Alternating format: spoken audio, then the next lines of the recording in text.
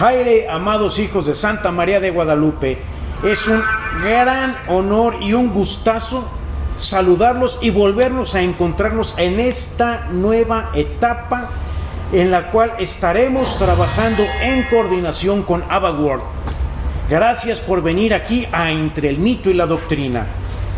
Y en este marco del trabajo de las nuevas plataformas, nuevas propuestas están surgiendo ante los retos que estamos viviendo. Hemos escuchado sus opiniones, sus propuestas, sus solicitudes y, cómo no, atendemos esto que nos han solicitado y lo desarrollamos a través de estos nuevos medios. Y para iniciar esta propuesta, invitado de lujo tenemos, y nuestro muy queridísimo y estimado Arnold Jiménez nos hará el honor de presentarlo. Hola, ¿qué tal, padre? Gracias de verdad a todos por encontrarse una vez más al pendiente de lo que se produce desde el Mito y la Doctrina en esta nueva etapa en colaboración con Abba Word. En efecto, como dice el padre Pedro Jaime, tenemos un invitado de lujo, quizás conocido por muchos de ustedes. Tenemos a Jaime Cedillo, quien es el presidente del Frente Nacional por la Familia del capítulo Jalisco. El Frente Nacional por la Familia ha venido dando una batalla seria, continua, constante en el tema de la defensa y promoción de valores que son importantes como la vida y la familia. Un cabildeo, creo yo, profesional, continuo, y queremos dialogar con él un tema muy interesante, muy actual. Ahorita nos pondrán en el contexto. Por eso le damos la más cordial bienvenida al estimado Jaime. Gracias, Jaime, por estar con nosotros. Muchas gracias, Arnold. Es un placer, padre Pedro, es un placer estar aquí entre el mito y la doctrina. Siempre un tema y un programa muy interesante. Gracias y saludos a todos. En fechas recientes, la Suprema Corte de Justicia de la Nación analizó un caso específico y tomó una determinación concreta. Esto fue en torno al famoso caso Veracruz. Hace unos años, en Veracruz, el Congreso del Estado habían elevado a rango de ley la protección del bebé desde el vientre materno, desde el momento mismo de la concepción. Y había sido un gran logro en ese estado, en dicho estado. Sin embargo, en fechas recientes fue golpeada esta decisión de tal modo que se llevó a la Suprema Corte de Justicia de la Nación el tema, señalando que había inconstitucionalidad. Y en torno a esto fue que se desarrolló el trabajo. Jaime, ¿realmente qué ocurrió? Sí, es un caso muy interesante porque, como bien lo refiere, padre, al igual que otros 20 estados en el país, la Constitución del estado de Veracruz consagra el derecho a la vida desde el momento de la concepción. Sin embargo, al igual que en todos los estados del país, el Código Penal establece algunas implicaciones directas contra este derecho. En el caso de Veracruz, el artículo 149 dice claramente que el aborto es un delito cuando se mata la vida de un ser en cualquier etapa del embarazo, ¿no? Está clarísimo. Claro. Y sí tiene algunas excepciones, como lo tienen casi todo el país, en caso de violación, en caso de enfermedad de la madre, peligro de muerte en general, y otros más que tienen ahí. Pero, entonces, ¿qué hizo la Suprema Corte? Atrajo un caso. Su facultad de atraer casos la aplicó en este momento para este proyecto, porque en Veracruz lo que había pasado es que a partir de una alerta de género se había generado una propuesta para obligar al legislativo local a modificar precisamente ese Código Penal, precisamente el artículo, para que ahora el aborto dejase de ser un delito en todo el embarazo para dejarlo únicamente a partir de la semana 13. Es decir, decía el ministro que en las 12 primeras semanas del embarazo, las decisiones que la mujer tome son de ámbito personal, una esfera privada, en la cual ella tenía la posibilidad de decidir sobre su cuerpo. era uno de sus primeros argumentos en la tesis. Y decía que de no permitirle decidir sobre su cuerpo en esas primeras 12 semanas, era discriminar el derecho que ella tiene de accesar a la salud. Es decir, la tesis se fundamentaba, el proyecto se fundamentaba perversamente, sí, claro, desde el engaño y el disfraz, de convertir al aborto en un derecho humano. Sí, claro. De decir, el aborto, de prohibirse a la mujer, atenta contra el derecho humano que tiene la mujer de acceder a la salud. A ver, Jaime, hay un elemento que me parece preocupante. Entonces, la Suprema Corte atrae casos, es decir, un ministro lo atrae. No quiere decir que haya habido una controversia constitucional, no quiere decir que algunas organizaciones hayan llevado esa controversia a la Suprema Corte. No. Fue un ministro. Fue un ministro. El tema es que lo que sí hicieron localmente, a partir de una alerta de género, entonces es buscar en Veracruz grupos activistas, de colectivos y todo lo demás, apoyados por un amparo contra la alerta de género, decir que por la alerta de género se requería tener el acceso al aborto. La alerta de género es cuando en algún estado se señala que hay violencia en contra de la mujer. Entonces, con este marco, decían, entonces hay un amparo y esta alerta de género da el fundamento jurídico legal para obligar al legislativo a que modifique el código. Entonces, pregunto yo. ¿Hubo una acción específica, concreta, que disparase la alerta de género? Esto es, hablando en plata pura, ¿una mujer en específico fue violentada? Sí, o sea, siempre estos casos se toman de casos emblemáticos. Sin embargo, las alertas de género se construyen de la verdadera violencia que existe. Es decir, eso no lo podemos negar. La violencia existe. Y ellos van tomando casos emblemáticos para exacerbar ese tema y declarar. Las autoridades en general no quieren que en su estado se determine la alerta de género, porque es contrario a lo que ellos tendrían que proporcionar, que sería la paz.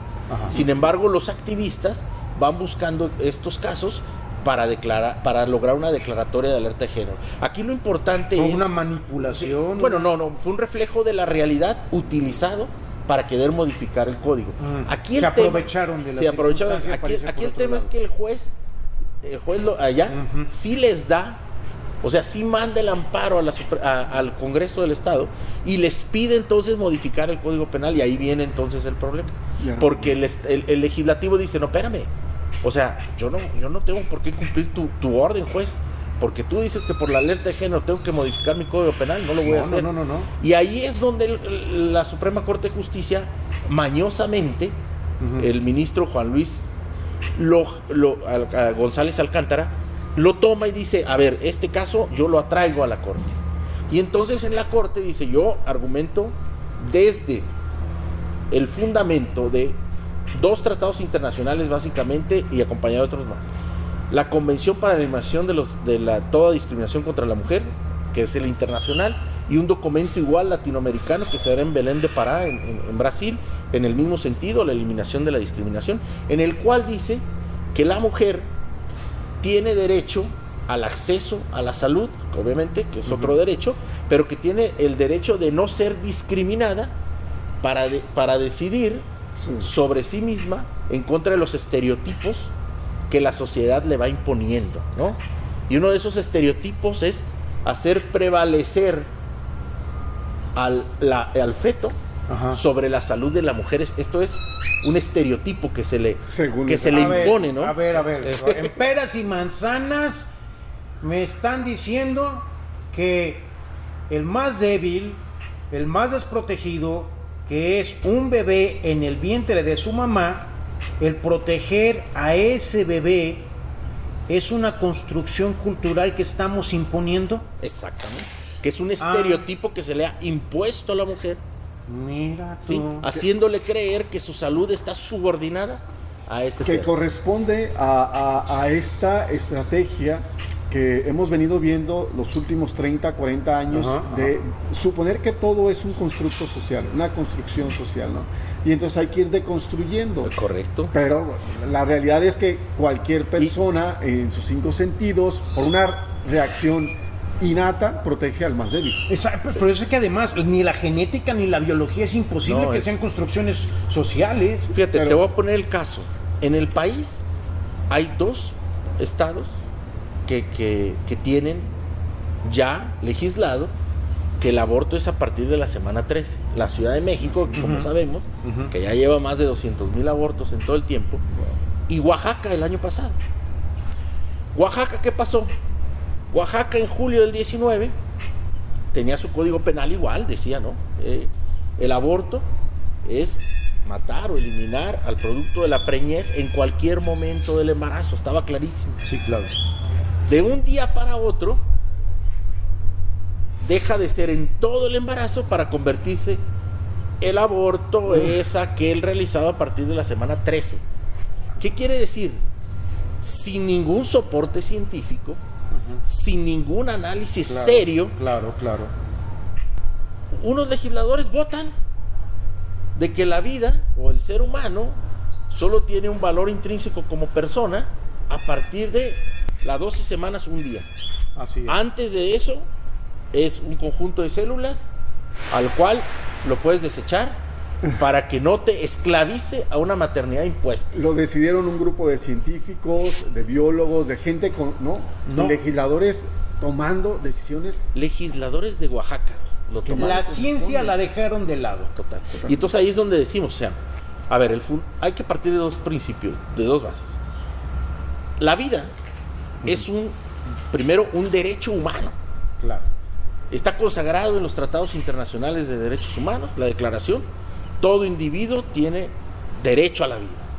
En la Convención Americana, toda persona tiene derecho a que se le respete su vida desde el momento de la concepción y nadie puede ser privado de ella arbitrariamente.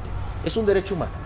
Después es un derecho constitucional, artículo 1 de nuestra Constitución. Claro. Todos gozamos de los derechos humanos consagrados en los tratados internacionales que México ha firmado. Todos estos 2 están ahí. Es un derecho constitucional. Y después es ciencia. La genética nos enseña, la biología celular nos enseña que el ser humano, a partir de su primera división celular, contiene todo su ADN, contiene toda su carga genética que le hace ser ya un femenino o un masculino de la especie humana, que le hace tener ya todas sus características que simplemente va a desarrollar. Es decir, la ciencia establece que es una persona única, irrepetible y con total dignidad en su etapa inicial. Ciencia. Para ser más explícitos, en el momento en que el ADN del espermatozoide se une con el ADN del óvulo, en ese momento hace clic, ahí hay un ser. 23 cromosomas, hay un nuevo ser. Vida humana. Matemática no se equivoca. Y lo decíamos alguna vez aquí mismo. Sí. El cuerpo de la mujer biológicamente se subordina al nuevo ser aún antes de que ella tome conciencia de que existe. Exacto. Es decir, toda su naturaleza. Hay un mecanismo biológico. Que funciona que inmediatamente detecta esa nueva vida, detecta que es un nuevo ser, lo cuida, lo protege, lo alimenta. Todo el cuerpo de la mujer se subordina a ese nuevo ser, que tiene otra ADN, tiene otros cromosomas, puede ser la mamá es mujer, puede ser hombre. O sea, es decir, es otro ser. Y cuando hablamos de subordinación, hay que entenderlo bien. No es una especie de esclavitud. Mucho menos. Es jerarquía, primacía. Pero hay un estudio publicado hace 4 años por la Universidad de Oxford, donde se demuestra cómo la mujer recibe una serie de beneficios de parte del niño que está en su vientre. Es decir, no es que la mujer se ve beneficiada, porque luego viene todo este proceso de deconstrucción. Bueno, para no desviarnos muchísimo del tema central, estimado Jaime, ¿cuál fue la decisión que tomó la Corte? ¿Y por qué la toma? Entonces, vamos a regresar. Entonces, este proyecto que el ministro Juan Luis González Alcántara presenta está argumentado desde estos tratados internacionales y básicamente dice: la mujer tiene derecho a decidir sobre su cuerpo. Ya vimos que no es su cuerpo, pero tiene derecho a decidir sobre su cuerpo. Tiene derecho a no ser discriminada para que ella pueda tener acceso a la salud. Prohibirle el aborto es discriminar su derecho de acceso a la salud. Entonces ahí basa su tesis y dice: por lo tanto, hay una omisión legislativa, que esto es importante. ¿Por qué lo atrae? Porque dice, no, espérame, juez de Veracruz, te equivocaste. La alerta de género no es vinculante. No puedes a través de la alerta de género vincular una acción obligatoria legislativa. No tiene el suficiente peso. ¿Sabes que te equivocaste? Pero ¿sabes qué? Encontraste una omisión legislativa.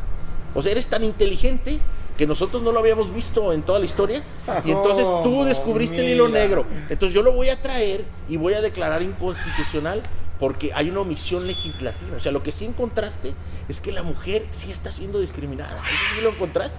Entonces, interpretación de ellos. Interpretación de... No que objetivamente de él, fuese. De él.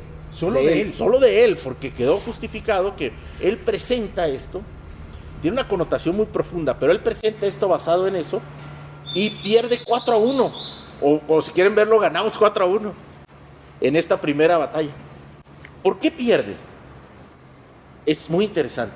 Sí. Pierde porque no construye técnicamente correcto la tesis.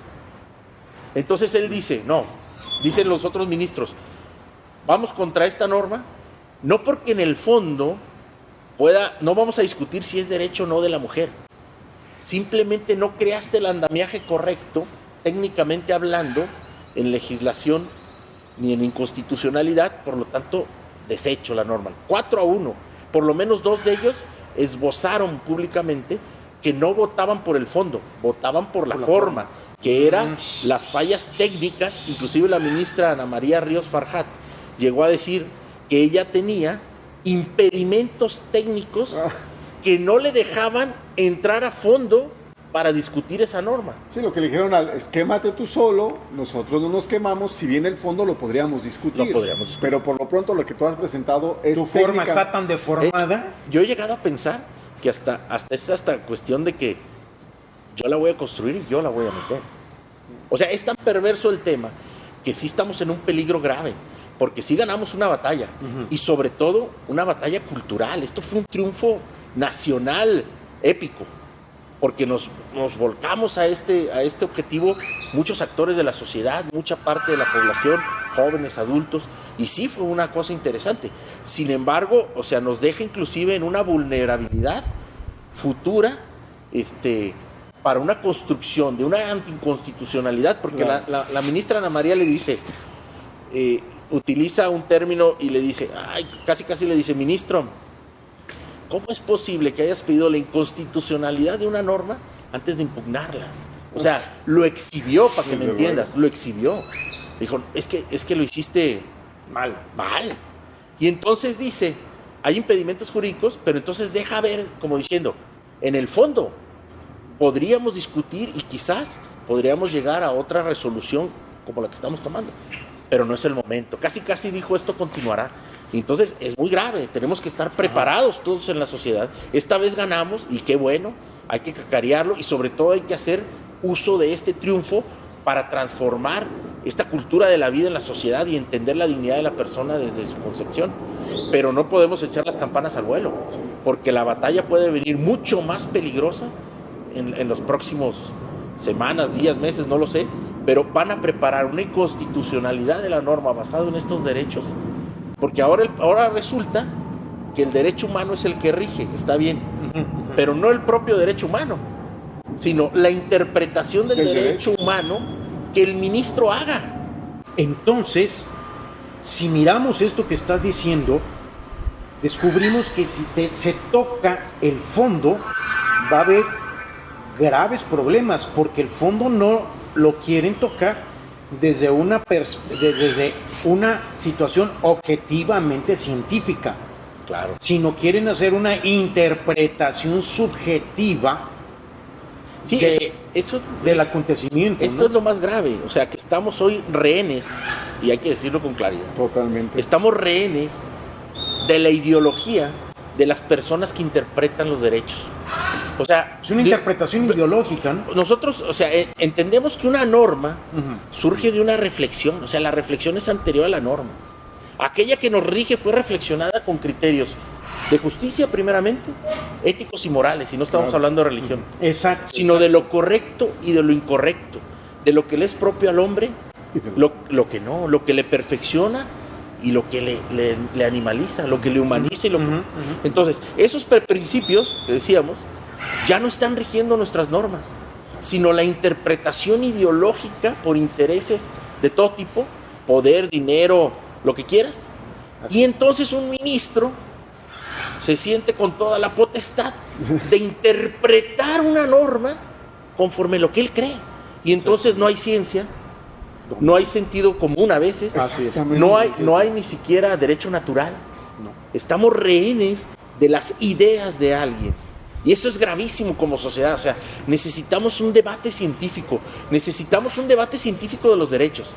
A ver, yo diría, legislativo de Oaxaca. A ver, 10, 20, 15 legisladores que hayan votado a favor. ¿Cuál es su sustento científico para decir que la vida comienza en la semana 12, 1?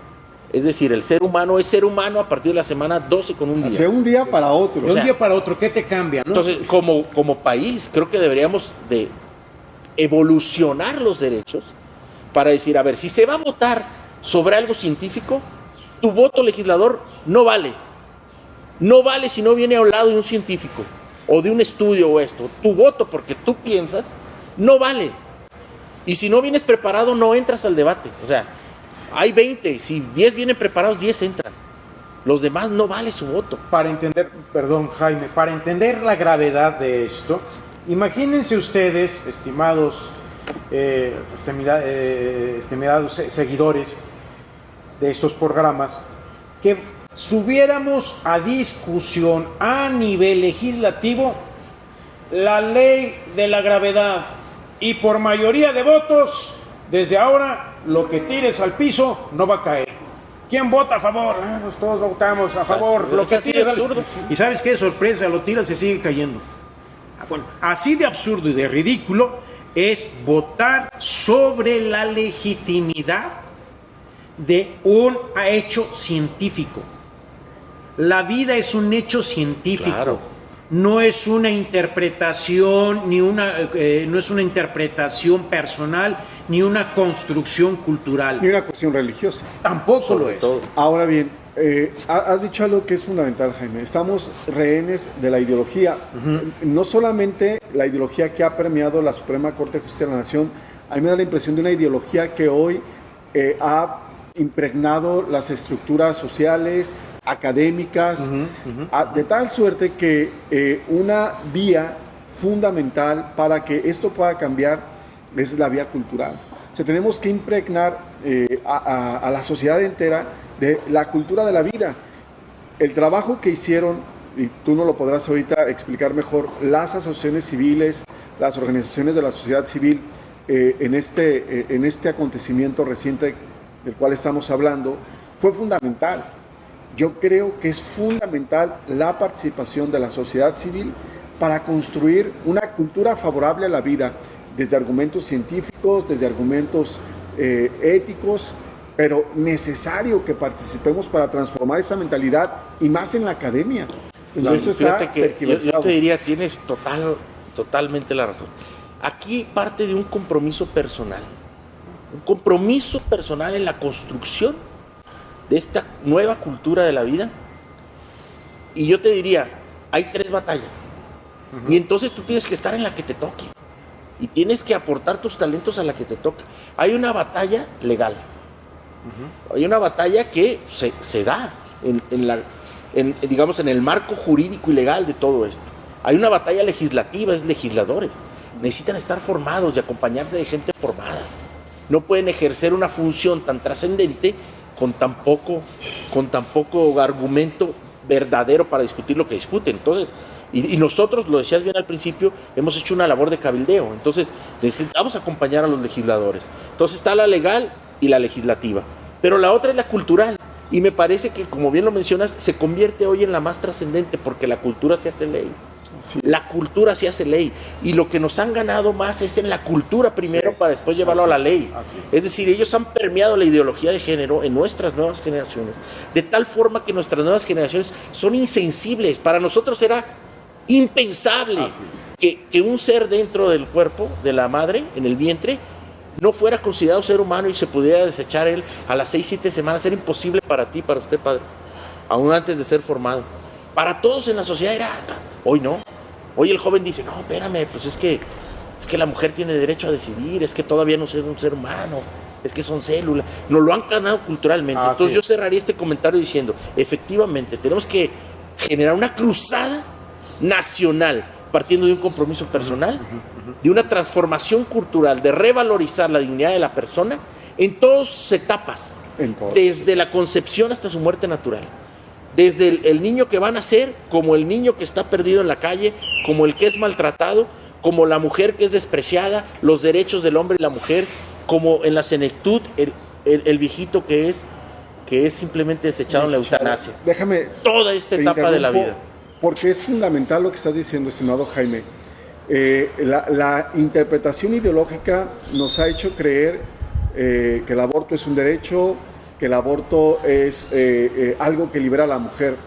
El aborto es tan perverso como los asesinatos que vemos hoy en día en nuestro país a causa del crimen organizado y que tanto nos indignan. El aborto es tan perverso como la violencia que sufre una mujer a manos de su esposo, de su novio. Es decir, cuando hablamos de defender la vida en todas sus etapas, hablamos de esto, de que la vida tiene un valor intrínseco desde la concepción hasta la muerte natural. No podemos permitir que en un país bañado en sangre por la violencia que se vive a través del crimen organizado, derrame más sangre en el lugar que tendría que ser el lugar más seguro. No se puede. Es que nos han confundido. Nos han confundido porque hace unos días también veíamos la violencia en un orfanatorio. Así es, ¿no? Y veíamos cómo el señor golpeaba al niño y nos indignamos. Y a mí yo dije, estuviera y yo le daba. O sea, cualquiera reacciona de forma diferente. Claro. Pero uno dice, a ver, el aborto es igual. Imagínate que está un bebé ahí y alguien llega y lo patea. Con un cuchillo lo descuartiza, le arranca la cabeza y lo avienta. Que se da por ultrasonido y cuando se ven los... Es la confusión que la sociedad tiene. Nos han hecho creer, ¿no? Que por ejemplo, matar a un viejito que está en su cama, pues no tiene nada de inmoralidad, es un favor para él. Que en vez de tener el cuidado y el sacrificio, pues... Entonces, creo que debemos de hacer un cambio cultural, una transformación, una verdadera transformación. No que 4 tengan, no, una verdadera transformación cultural que dignifique al ser humano en todas las etapas de su vida. Y entonces tú haz tu parte, haz lo que te toca a cada uno de nosotros. Hay algo que a mí me ha llamado mucho la atención. Monseñor Vincenzo Paglia, que es el Vaticano, que ve todo el tema de la vida, de la familia, este dicasterio dedicado a ello, ha venido insistiendo en que los creyentes debemos pasar de la defensa a la promoción.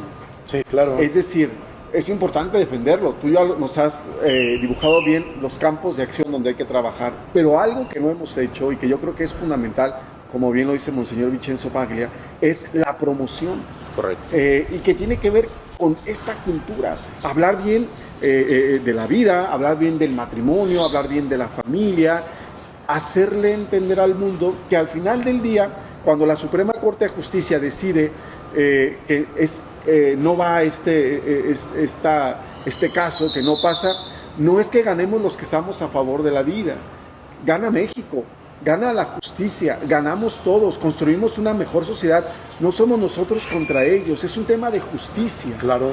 Eso es promover, y nos falta mucho. Y sobre ello quisiera puntualizar 2 casos positivos y propositivos a nivel mundial. Los encontramos en la toma de decisiones que han hecho los gobiernos de Polonia y de Hungría. Claro. Una política claramente pro vida. Y en unos cuantos años han cambiado el rumbo de sus países de estar en un invierno demográfico a una ruta de una floreciente primavera en la humanidad. Y fíjese, padre, yo comentaría algo al respecto. Nosotros tenemos, porque esto es abrumador, sí, nos pisotea. Ante este poder que existe ideológico y de facto, tenemos 2 grandes herramientas. Uh-huh. La primera, si la Corte nos impone esto como un derecho, por ejemplo el aborto, nosotros tenemos la soberanía como estados de resguardar nuestras leyes, constituciones y códigos. Es decir, por la división de poderes, los ministros no legislan en este país. Todos lo tenemos claro, no legislan. Los que legislan son nuestros diputados. Entonces, como Estado, tenemos que apoyar a nuestros diputados a que con valentía, aunque la Suprema Corte de Justicia llegara a generar una resolución a favor de este supuesto derecho y despenalizando el aborto, nosotros aquí no lo vamos a legislar. Porque hubo un número alto de diputados que se declararon a favor de la vida, ¿no? Claro. Es decir, en cada estado, nosotros estamos en el estado de Jalisco, nos ven en distintos estados, tengan en claro esto, en tu estado, donde tú vives, pues no puede llegar a la Suprema Corte a hacer leyes. A imponer. Segundo, y pongo un ejemplo rápido, aquí la Suprema Corte de Justicia declaró inconstitucional la definición del matrimonio en el estado de Jalisco. Y nosotros blindamos junto con los legisladores y no se modificó el Código Civil. Solo se puso una nota aclaratoria que había sido declarado inconstitucional, pero no se modificó. Bueno, y la segunda herramienta es que nosotros podemos vencer las leyes con la cultura. Sí.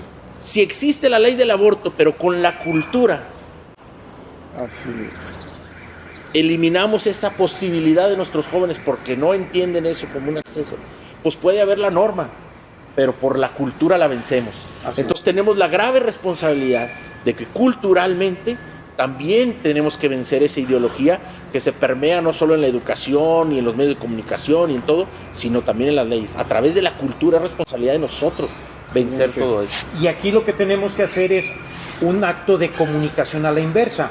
¿Qué fue lo que hicieron ellos? Retomando lo que tú habías dicho, y esto ya entramos en la parte final de este programa. ¿Cómo hicieron la imposición cultural? Siguieron el mismo principio de Joseph Goebbels, y ya sabemos ese perverso ideólogo y publicista nazi. Dice: repite la mentira hasta el cansancio, de tal manera que la mentira se vuelva verdad. Pues aquí, ¿qué es lo que tenemos que hacer? Es repetir la verdad e insistir la verdad sustentada en la ciencia, hasta que volvamos a recuperar el imperio de la verdad. Ahí tienes una ventaja, lo que dicen bien los filósofos clásicos: la verdad nos impone, conquista. Así es. Claro. Nos impone, conquista. Cuando tú hablas con la verdad, vas a conquistar tarde que temprano. Recupera su territorio pero hay natural. que hacerlo, porque hoy se impone el pensamiento débil, la cultura light, dice el Papa Francisco, con una claridad impresionante, la cultura del descarte. Así es. Si se han fijado, a lo largo de todo este programa, en ningún momento hemos hablado ni de fe, ni de religión, ni de Dios, ni de doctrina. Y ustedes van a decir, pues si el programa es entre el mito y la doctrina, es que resulta que la doctrina recta y auténtica está concatenada, está enlazada con la ciencia. La ciencia tomada de modo recto va a nutrir y enriquecer la doctrina. Y eso es lo que hemos hecho en este momento. Y esa es la discusión. Cuando discuten con nosotros, siempre hablan que nosotros imponemos la religión. ¿En qué momento hablamos utilizamos un solo término sobre religión? Hasta este momento, en ningún momento lo hemos hecho. ¿Qué es lo que significa? Que la verdad es objetiva, que la verdad se sustenta en hechos, una razón. y que esta verdad tiene que ser entendida con un ejercicio de razón, y la razón la miramos desarrollada en la auténtica doctrina.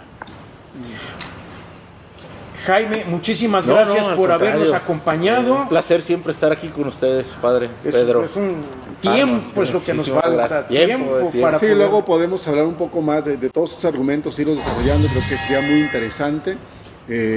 Hay cosas difíciles que vienen para México en estos temas, entonces hay que estar preparados. Síganos, recuerde nuestras redes sociales, Mito y Doctrina en YouTube oficial. Siga las redes de Abba World, también ahí estaremos, gracias a la colaboración que tenemos con este canal.